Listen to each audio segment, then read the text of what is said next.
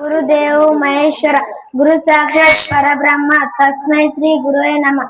ಎಲ್ಲರಿಗೂ ಮುಸ್ಸಂಜೆಯ ಶುಭಾಶಯಗಳನ್ನು ಕೋರುತ್ತಾ ಈ ಸಮಾರಂಭದ ಅಧ್ಯಕ್ಷರೇ, ಮುಖ್ಯ ಅತಿಥಿಗಳೇ ಹಾಗೂ ಊರಿನ ಗುರು ಹಿರಿಯರೇ ಮತ್ತು ನಮ್ಮ ನೆಚ್ಚಿನ ಶಿಕ್ಷಕವೃಂದವೇ ಹಾಗೂ ನನ್ನ ಸ್ನೇಹಿತರಿಗೆ ಮತ್ತು ಪಾಲಕ ಬಂಧುಗಳಿಗೆ ಎಲ್ಲರಿಗೆ ಮತ್ತೊಮ್ಮೆ ನನ್ನ ಹೃತ್ಪೂರ್ವಕ ನಮನಗಳನ್ನು ತಿಳಿಸುತ್ತಾ, ಇಂದು ನಮ್ಮ ಶಾಲೆಯ ಕೊನೆಯ ದಿನದ ಸಮಾರಂಭದಲ್ಲಿ ಒಂದೆರಡು ಅನಿಸಿಕೆಗಳನ್ನು ಹೇಳಲು ಇಷ್ಟಪಡುತ್ತೇನೆ.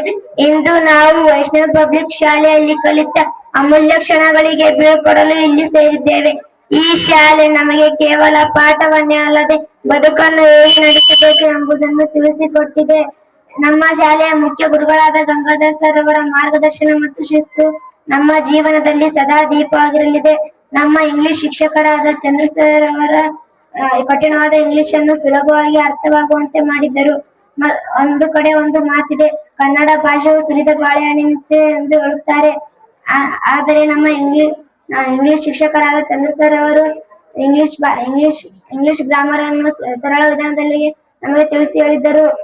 ಮತ್ತು ನಮ್ಮ ಇನ್ನೋರ್ವ ಗಣಿತ ಶಿಕ್ಷಕರಾದ ಕಾಂತ ಸರ್ ಅವರು ಸದಾ ನಮಗೆ ಪ್ರೋತ್ಸಾಹ ನೀಡಿ ಗಣಿತದಲ್ಲಿ ಇರ್ತಕ್ಕಂಥ ಎಲ್ಲಾ ಸಮಸ್ಯೆಗಳನ್ನು ಆತ್ಮವಿಶ್ವಾಸದಿಂದ ನಮಗೆ ತಿಳಿಸಿ ಹೇಳಿದ್ದರು.